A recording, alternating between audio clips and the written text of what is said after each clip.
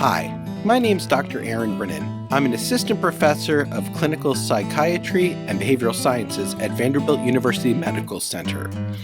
The opinions I express are my own, but the science is real. So today what I want to cover is voting. Why you probably won't vote and why you should vote anyway. What I want to focus in on today is one reason you might not vote. It's something in cognitive behavioral therapy that we call defeatist performance beliefs. Essentially, this idea of why try, things aren't going to work out anyway. What we found in a number of different studies, and even pulled it together for a big study called a meta-analysis, is that these beliefs have a role in motivation. And motivation is what gets you off your couch and into the voting booth. I want you to imagine for a second, think about this, that you have a huge pile of bills to pay. If you told yourself, why try? I'm never going to get through them anyway. How fast to get through all of those bills? Not very fast, right? The motivation kind of just like oozes out of you. So that's what happens when we start thinking about voting sometimes. And there's lots of reasons to feel defeated, right? We tell ourselves, why vote? It's never going to change anything anyway. Why vote? It's just hopeless. And that is what the other side is counting on. And there's lots of reasons to think that. There's polls coming out every minute.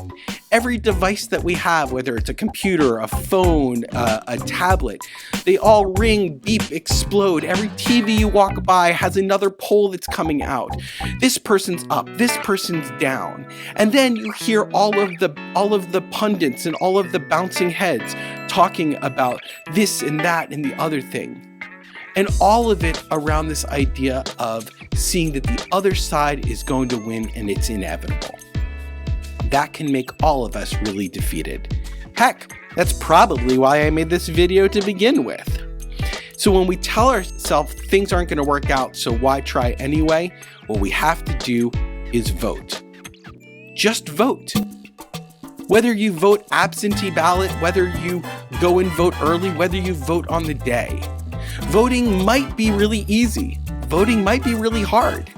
What we need to do is think about what Michelle Obama told us to do. Vote, come up with a plan, and then bring a friend and get them to vote.